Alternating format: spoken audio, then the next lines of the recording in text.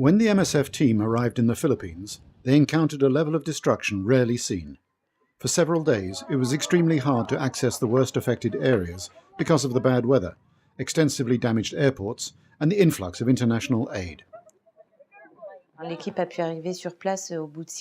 took 6 days for the team to get to Tacloban. They met with massive destruction of homes and infrastructure and impassable roads.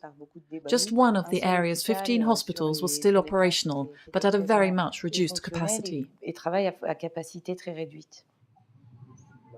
The teams have since managed to set up projects on Leyte, Panay and Samar, some of the worst affected islands. 3 weeks after the typhoon hit, over 200 MSF staff were working on the ground alongside several hundred Philippine colleagues.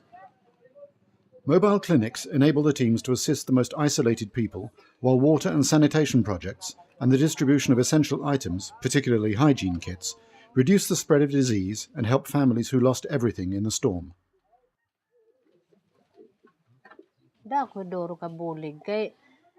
This is a big help because we have no money. We can't buy anything. It's all been given to us and our children. It's help we really need.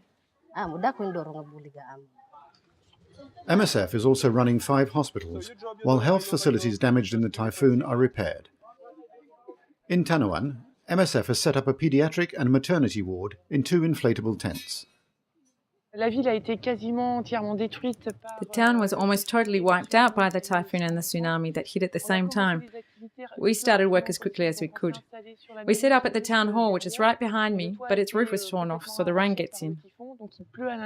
Today we moved from inside where we were working in the Tanawan Municipal Hall, and we moved out into this newly set up MSF tents, which has made a significant difference to our working conditions. Teams set up another tent structure in Tacloban, just next to Bethany Hospital, in which the operating theatres have now been repaired and are running again. Over 30 patients a day receive treatment in the emergency room. Infected wounds, respiratory infections, and people with chronic illnesses without access to their treatment are what the teams see most. MSF is also concerned about a possible increase in cases of tetanus. Pregnant women are being cared for too. Romy is the hospital's first baby. He was born in the middle of the night on November the 26th.